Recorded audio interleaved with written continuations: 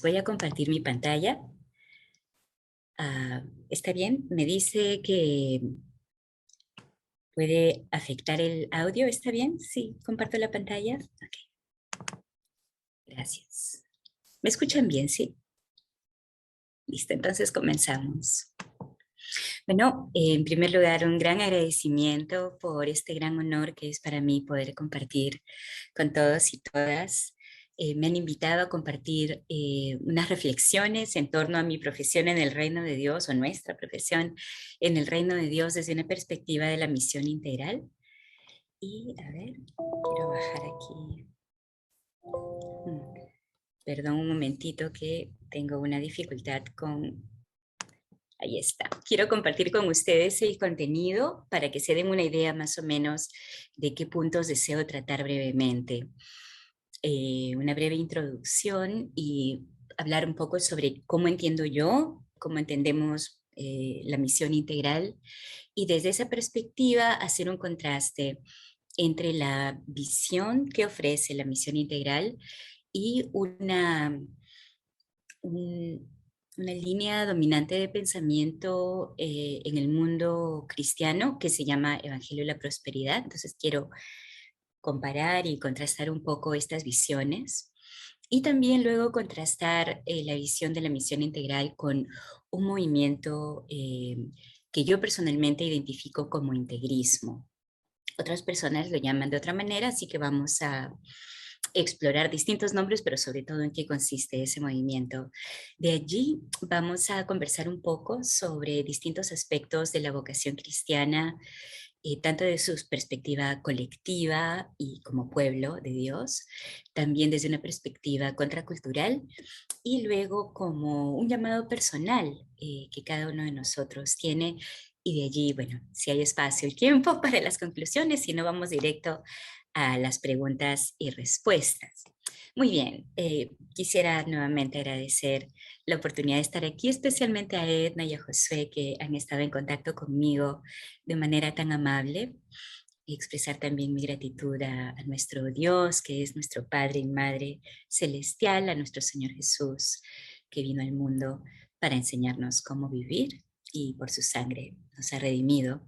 También quiero expresar mi gratitud a mis colegas de Paz y Esperanza, porque muchas de las cosas que les voy a compartir las he aprendido trabajando con ellos y con ellas. Y por supuesto, nunca puedo olvidar a mis queridos estudiantes, entre ellos José y Débora, quienes me enseñan cada día a descubrir más a Dios y su actuar por la paz y la justicia en este mundo tan necesitado de amor, expresado en la vida de su pueblo, del pueblo cristiano, no tanto con palabras, sino en nuestras vidas.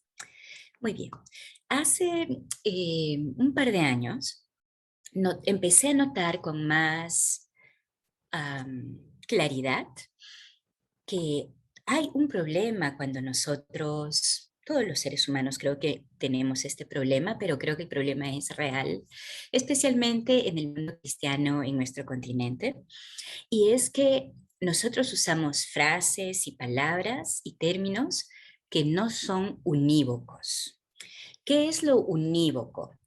Un concepto unívoco es que cuando yo lo menciono, yo tengo en mi mente una definición y la persona que recibe mi mensaje, que escucha lo que estoy diciendo, recibe la misma definición en su mente. Bueno, este ha sido mi gran descubrimiento en los últimos pocos años y es que palabras tan básicas como evangelio, misión, evangelización, amor, paz, justicia, vocación, etcétera, no son palabras unívocas, sino que pueden entenderse de distintas maneras.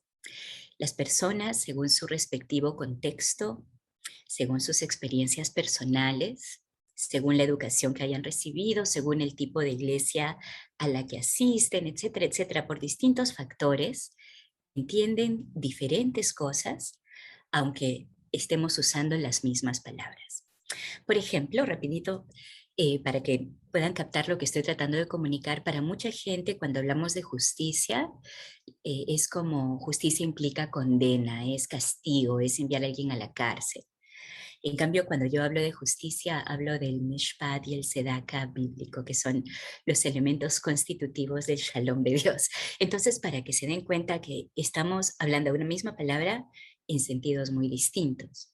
Entonces, por eso creo yo que es importante que nos detengamos en un primer momento en esta presentación para ponernos de acuerdo sobre qué es lo que yo, al menos humildemente, quiero decir cuando hablamos de misión integral.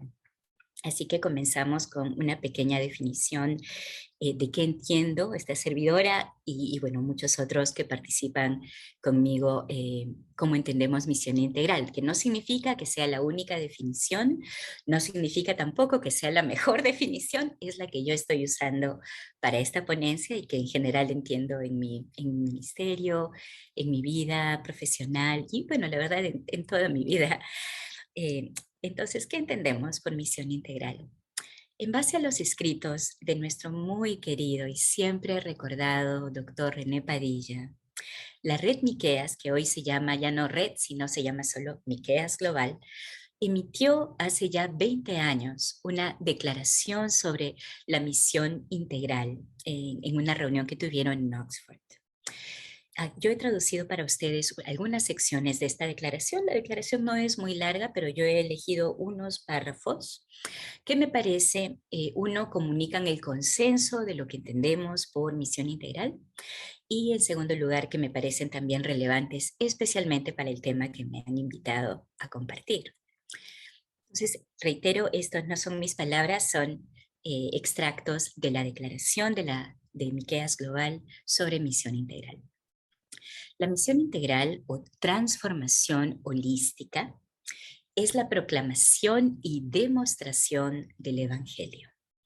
No se trata simplemente de que la evangelización y la acción social deban hacerse una con la otra. Más bien, en el marco de la misión integral, nuestra proclamación tiene consecuencias sociales al llamar a las personas al amor y al arrepentimiento en todas las áreas de la vida. Y nuestra participación social o acción social tiene consecuencias evangelísticas al dar testimonio de la gracia transformadora de Jesucristo. Entre paréntesis, yo aquí les hubiera dicho a los hermanos de la gracia y la justicia transformadora de Jesucristo. Si ignoramos el mundo, traicionamos la palabra de Dios. Como en la vida de Jesús, ser, hacer y decir están en el corazón de nuestra tarea integral. Nos llamamos mutuamente a la centralidad de Jesucristo. Su vida de servicio sacrificial es el modelo para el discipulado cristiano. En su vida y a través de su muerte, Jesús modeló la identificación con los pobres y la inclusión de las otras personas. En la cruz, Dios nos muestra cuán en serio se debe tomar la justicia, reconciliando tanto a ricos como a pobres con Dios mismo, cumpliendo con las demandas de su justicia. Servimos por el poder del Señor, resucitado a través del Espíritu en nuestro caminar con los pobres, encontrando nuestra esperanza en el sometimiento de todas las cosas bajo Cristo y la derrota final del mal. Confesamos que con demasiada frecuencia no hemos podido vivir una vida digna de este Evangelio. La gracia de Dios es el latido del corazón de la misión integral. Como recién merecido, debemos mostrar gracia, generosidad e inclusión.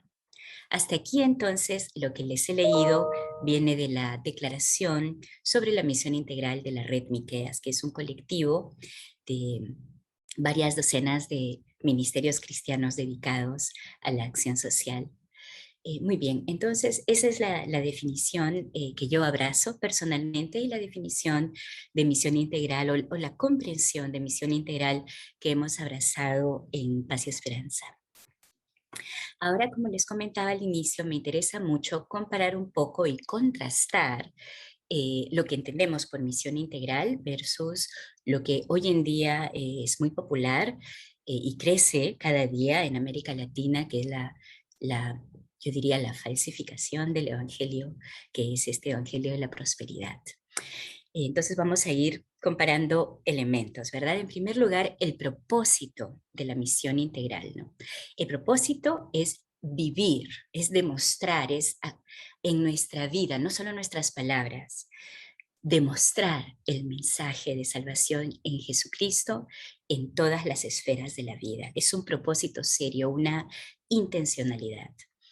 El Evangelio de la Prosperidad, diría yo, como les dije hace un segundito, es una falsificación, en mi modesta opinión, del mensaje de Jesús. El énfasis de la misión integral es la fe comunitaria, es el servicio colectivo, es la humildad y la colaboración para avanzar la presencia del reino de Dios, más que la presencia, incluso yo diría el anuncio del reino de Dios, pero no el anuncio de palabras, ¿verdad? Ese es el gran problema, que los cristianos nosotros hablamos mucho y hacemos muy poco. Así que quiero volver a decir esto. El énfasis es la fe viva comunitaria, el servicio, la humildad, la colaboración para anunciar el reino de Dios no tanto con palabras, sino con la vida misma, con nuestras acciones, con lo que somos, y anunciar también y proclamar su justicia, no solo en palabras nuevamente, sino en la práctica. El énfasis en el Evangelio de la Prosperidad es la fe individual, el éxito personal. Una persona que sigue el Evangelio de Prosperidad ve su vinculación con el reino de Dios como una forma de avanzar su causa personal. En cambio, en la misión integral, nuestra vinculación con el reino de Dios es promover la transformación. Hacemos cosas para Dios porque es lo que el Espíritu nos inspira. El fruto del Espíritu sale de manera natural en nosotros, no porque estemos esperando bendición o premio, recompensa, riqueza, éxito. Pocas veces, la verdad, de lo que yo he vivido en mi propia vida y de lo que he observado y estudiado, muy pocas veces el éxito acompaña a aquellos que abrazan la misión integral de esta manera. Es un camino más bien de solidaridad, es un camino de negación de uno mismo. Queremos servir semejantes, creados a imagen de Dios, independientemente de cualquier tipo de recompensa, excepto la recompensa que es ver el reino de Dios, el verlo anunciado con poder. Repito, no tanto con palabras, si bien las palabras son importantes. De hecho, estamos aquí intercambiando palabras, pero cómo uno vive es lo más importante, y cómo uno vive con su familia, en su iglesia y en su comunidad. En cambio, la lógica del Evangelio de la Prosperidad es una lógica transaccional. La misión integral tiene una lógica de transformación. El Evangelio de la Prosperidad tiene una lógica de transacción. Hago cosas para Dios a cambio de recibir lo que yo quiero. Los pobres son pobres porque no tienen fe. Los pobres son pobres porque no trabajan. Los pobres no, son pobres porque son ociosos. No porque sean víctimas de un sistema socioeconómico injusto que les roba las oportunidades. La riqueza material se ve bajo el Evangelio de la Prosperidad como recompensa de Dios a los que tienen fe. Entonces, aquí creo que vale la pena darnos cuenta de que la misión integral tiene en su corazón una orientación completamente opuesta a la del Evangelio de la Prosperidad. Entonces, ¿cómo entender esta transformación holística que es tan importante en la teología de la misión integral? Y bueno, aquí voy a, así con mucha vergüenza, voy a mencionar algunos resultados de un estudio que estamos realizando con mi colega Jamie Huff para un librito que esperamos salga publicado el próximo año. Lo que hemos encontrado es que la transformación en el marco de la misión integral se observa con 4 características. La primera es que la transformación es emancipatoria, tiene esta naturaleza de liberación. La transformación nos libera y libera a otras personas. No estrictamente referida de manera religiosa, no es una conversión necesariamente que implique un cambio de religión, pero sí un cambio profundo en la vida de la persona, de su familia y de su comunidad. La transformación, además, es multirrelacional, no unirrelacional. ¿Qué quiero decir con esto? La transformación ve al ser humano como un ser completo que no está aislado. Es un ser, somos seres humanos, nos relacionamos con Dios, nos relacionamos con nuestros semejantes, nos relacionamos con el resto de la creación, nos relacionamos con nosotros mismos, nuestra propia salud mental también es importante. Entonces, cuando hablamos en Misión Integral sobre la transformación, nos referimos a estos niveles múltiples, estas diversas esferas en la vida humana y sus múltiples relaciones. No se reduce solamente a la comunión con Dios, sino que la vida de Dios se hace presente en nuestra comunión con nuestros familiares, con nuestros vecinos, con nuestra comunidad de fe, que es la iglesia, u otras comunidades en las cuales también participamos. La transformación es holística o integral, pero no integrista ni reduccionista. Y aquí ya empezamos a usar palabras un poco extrañas que hasta se parecen, ¿verdad? Estamos diciendo la transformación es holística, involucra toda la complejidad de la vida humana y no se mira al ser humano de manera aislada, sino siempre en comunidad, pero no es integrista ni reduccionista. Dentro de un momento yo voy a explicarles un poquito a qué me refiero. Les pido paciencia porque vamos a volver a este punto en 2 minutos.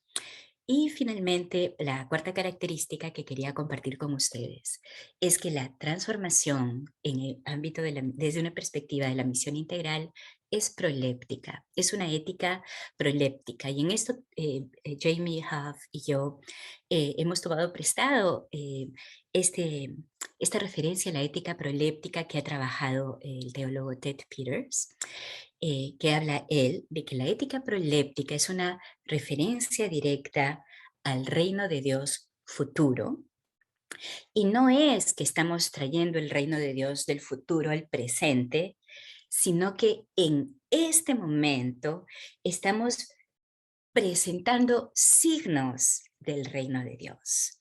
Estamos anunciando, reitero, no tanto con palabras, sino con la manera como vivimos, con la manera en que somos generosos, solidarias. Estamos anunciando y anticipando ese reino perfecto en el que vamos a saber cómo es ser familia perfecta, cómo es nosotros los latinoamericanos, que tanto sufrimos con los malos gobiernos, bueno, también en Estados Unidos, malos gobiernos, vamos a ver por fin cuál es el gobierno perfecto cuando el Señor venga y se cumplan los tiempos. Pero mientras eso sucede, no nos quedamos de brazos cruzados, no nos quedamos solo a cantar, solo a orar, lo cual es importante, pero si solamente estamos haciendo eso, estamos perdiendo de vista la ética proléptica, nuestra responsabilidad cristiana, ética de anunciar en este mundo los signos del reino de Cristo, en donde reinan la paz, la justicia, la solidaridad, la igualdad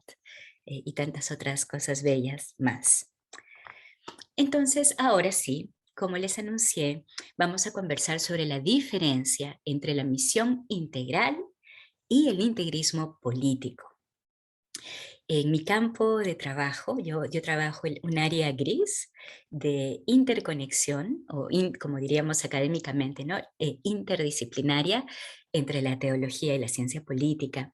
Entonces, a mí personalmente me interesa poder distinguir entre misión integral y este movimiento político que predomina hoy.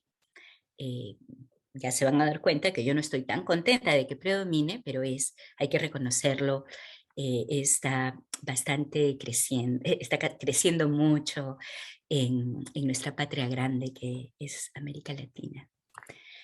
¿Cómo distinguir entre misión integral y integrismo político?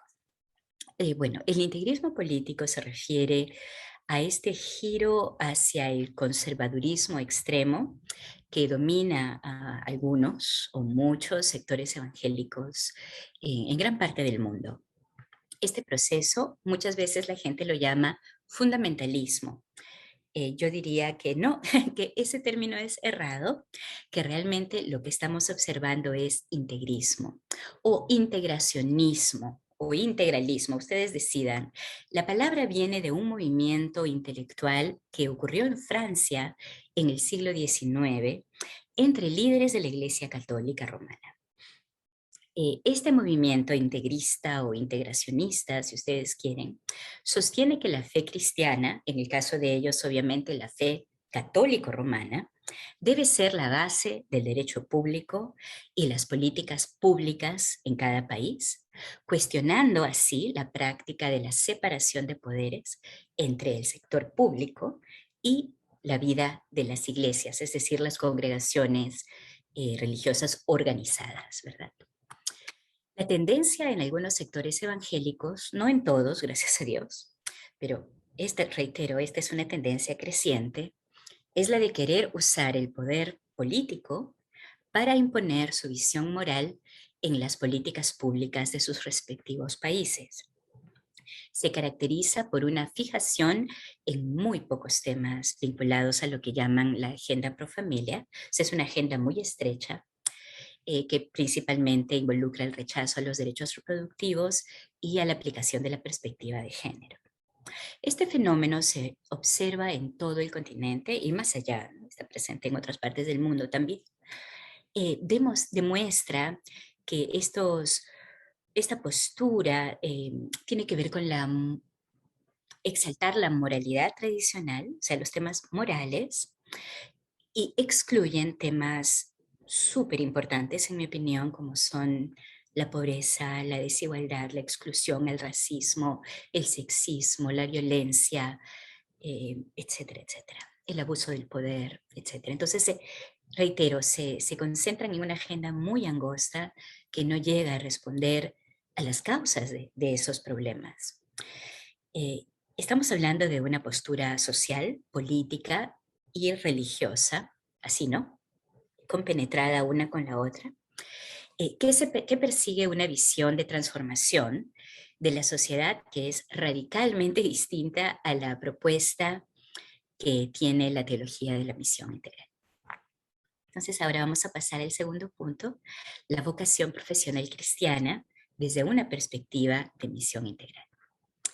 En primer lugar, quisiera decir, yo soy sudamericana, por eso les quise traer esta imagen tan bella, que nuestro Dios se hizo pueblo en Cristo, ¿verdad? El Señor Jesús no llega como alguien que para aislado, separado de la cultura, completamente fuera. Sí fue muy contracultural, por cierto, pero Él andaba así en comunidad, con los discípulos, con las mujeres, con todos y todas los que quisieran aprender. Él estaba con ellos, siempre ayudando, sanando, presente, como decía el hermano que me precedió, ¿no?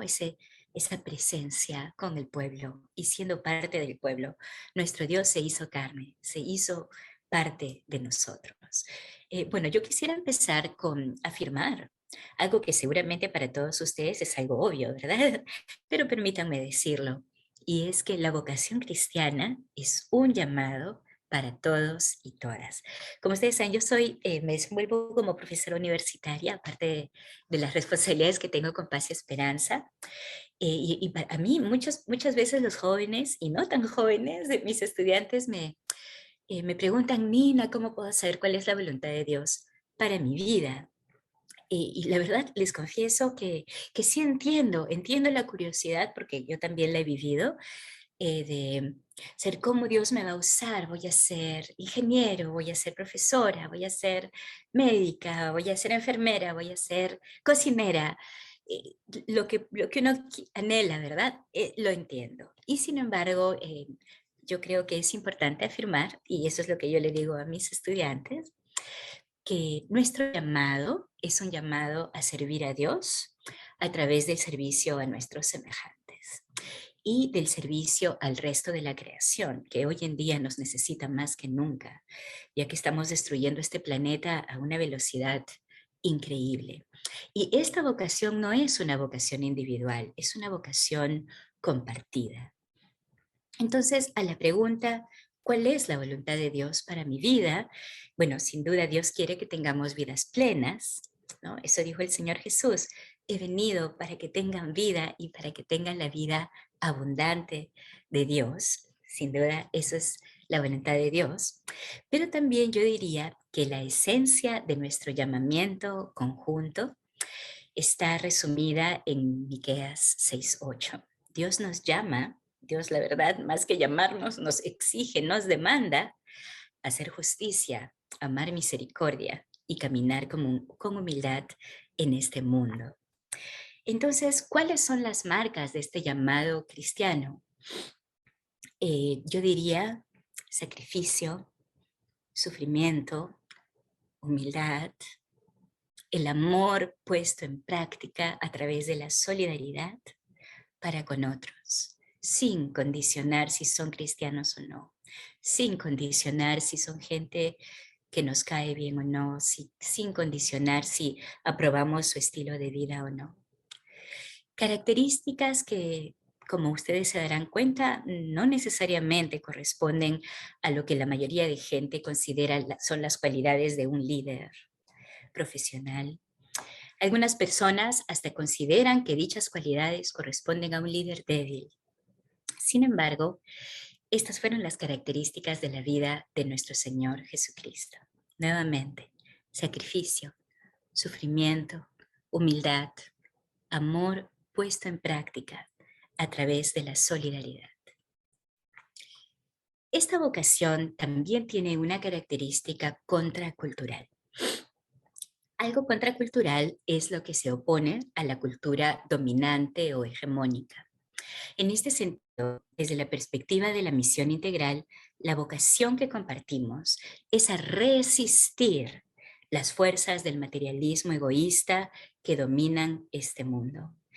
Es una vocación, es un llamado que Dios nos hace a resistir el afán por la acumulación, a resistir esa tendencia que tenemos, especialmente esto lo digo más a nivel de confesión y de arrepentimiento en nombre del país eh, que es mi hogar, mi segunda patria en los Estados Unidos, donde todos y algunos más que otros hemos caído en esta tentación terrible del consumo irresponsable. También de resistir la discriminación y esa tendencia humana a excluir a otros, a excluir a los que no aprobamos, a los que no nos gustan, a los que consideramos una amenaza, y más bien rechazar esta cultura hegemónica y seguir el llamado que nos hace el Señor a través de su siervo el apóstol Pablo en Romanos 12, que nos invita a ser transformados constantemente en nuestra manera de pensar para comprobar lo que es bueno y agradable a Dios, que es un culto que ofrecemos en todo nuestro cuerpo y es nuestro culto también de la razón. Entonces, desde la misión integral, el llamado cristiano es un llamado a cultivar una cultura alternativa, una contracultura, que aunque minoritaria, porque es obvio que somos una minoría, no solo en el mundo, somos una minoría entre los cristianos, um, que nos inspire a demostrar que también somos una humanidad alternativa, que amamos y respetamos los derechos de todas las personas, porque reconocemos la imagen de Dios puesta en todos y todas, que afirmamos la dignidad de todas las personas y que estamos dispuestos a sacrificarnos por velar que a todas las personas se les trate bien. Entonces, esto obviamente significa que nos oponemos a todo tipo de violencia, a todo tipo de abuso de poder y a toda expresión de corrupción, que nos caracteriza el espíritu de servicio que caracterizó al Señor Jesucristo y no la desesperación que tantos exhiben por dominar a otros, por capturar el poder y dominar la vida de otros. La vocación profesional como llamado personal estoy segura que también es un gran interés para todos ustedes, también para mí, ¿verdad? La vocación profesional hoy en día en América Latina es un privilegio, es mucho más un lujo. que una experiencia de la que todos y todas podamos gozar. No es lo que Dios quiere. En el 2020, América Latina y el Caribe perdió 26 millones de empleos como efecto de la pandemia. Y me temo que el empleo sigue cayendo. Mientras estamos hablando, la crisis se profundiza aún más por lo que se ha alargado la pandemia, ¿no? Con las nuevas variantes y la falta de vacunación debida. Esta situación es aún peor, como seguramente ustedes saben perfectamente, para las personas jóvenes. Entonces, la pregunta no es cuál es nuestro llamado profesional cristiano o cristiano profesional.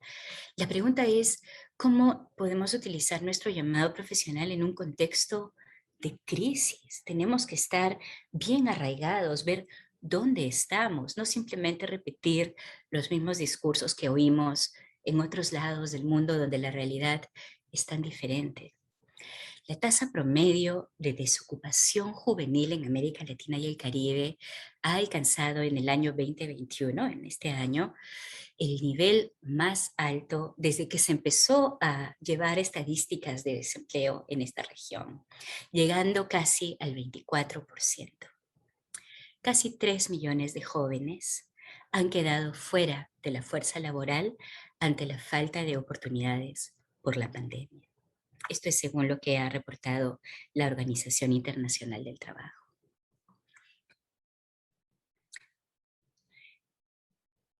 Yo he puesto esta foto aquí y quiero ser muy clara. Cuando yo pienso en transformación, jamás he pensado que las personas que trabajan en la calle vendiendo comida tan rica, que eso esté mal o que no sea digno tener un trabajo humilde. Realmente yo respeto muchísimo el trabajo humilde, especialmente el trabajo de las personas que sacan hacia adelante a sus familias, los que trabajan la tierra, son personas que merecen nuestra mayor admiración y aprecio y respeto. Entonces, no quiero con esta foto darles un mensaje equivocado. A mí me parece muy linda el labor y sé que es bien rico lo que está preparando la señora en esta foto. No me refiero a eso. A lo que me refiero, y como cristiana siento la responsabilidad de denunciarlo y de hacer algo al respecto, es que muchas veces las personas que trabajan así, independientemente, informalmente, viven y tienen pésimas condiciones de trabajo. Se esfuerzan muchísimo, se levantan tempranísimo para trabajar y sus ingresos son muy, muy bajos. Eso es lo que estoy tratando de denunciar. Los desafíos que tenemos hoy en día son inmensos y esa es la gran pregunta, hermanas y hermanos. ¿Dónde está el pueblo de Dios? ¿Cómo estamos preparándonos para responder a estos inmensos desafíos del mundo que nos va a dejar esta terrible pandemia? Entonces, en este contexto, yo les propongo que consideremos la vocación profesional personal, siguiendo a mi gran amiga Ruth Padilla, que les acompañó el día de ayer, como la conjunción de dones, oportunidad, pasión personal y necesidad. Busquemos la manera de no solo realizarnos personalmente, de hacer lo que nos gusta, de perseguir nuestra pasión, que por supuesto es algo importante, pero siempre considerando la oportunidad y la necesidad. Es decir, debemos preguntarnos en qué soy buena, qué me sale bien hacer, qué cosas me llenan de gozo, pero también preguntarnos ¿y cómo esto va a beneficiar a mis semejantes? ¿Cómo podemos contribuir a disminuir la injusticia en nuestra propia comunidad? No hay, será bueno y espero que muchos de ustedes en algún momento tengan el grado de influencia que puedan también afectar grupos grandes en sus países, ¿no? Pero lo más importante es trabajar en nuestra propia comunidad. Por ahí comenzamos. A veces uno tiene la oportunidad de encontrar trabajo en lo que a uno le apasiona y si ese es el caso, pues no dejemos de darle gracias a Dios. Pero cuando eso no sucede, y ha sido mi caso muchas veces en mi vida que he tenido que trabajar en algunas cosas que no eran precisamente mi pasión, pero entonces, ¿qué hacer si uno necesita pagar sus cuentas y poder ser responsable con su familia y ayudar a otros también? Una manera de realizar nuestra vocación personal es también perseguir esa pasión durante nuestro tiempo libre. Entonces, a veces uno, en esta realidad tan dura en que vivimos, tiene que sacrificar algunas cosas, pero uno puede encontrar el tiempo y poder perseguir su pasión también. No tenemos que desanimarnos ni sentirnos frustrados. Dios va a abrir las puertas, pero mientras esas puertas aparecen, podemos ir trabajando en otra cosa, ir aprendiendo y uno siempre está aprendiendo. Creo que eso es algo que debiera ser una característica de todo cristiano y cristiana, que uno siempre está descubriendo, uno siempre está explorando, uno descubre de Dios cada día, ¿verdad? No satisfacernos con simplemente repetir doctrinas, repetir dogmas, sino literalmente descubrir a Dios cada día en nuestras vidas, en la práctica. No es fácil, pero puede traer grandes oportunidades para uno mismo y para nuestros semejantes cuando perseguimos nuestra vocación durante nuestro tiempo libre. Bueno, he llegado ya a la conclusión. Me parece que me he extendido bastante, así que en vez de ir a mis propias conclusiones, les propongo que más bien conversemos un poco y escuchemos sus conclusiones y comentarios y preguntas. Muchas gracias. Encuentro Fe y Trabajo, México.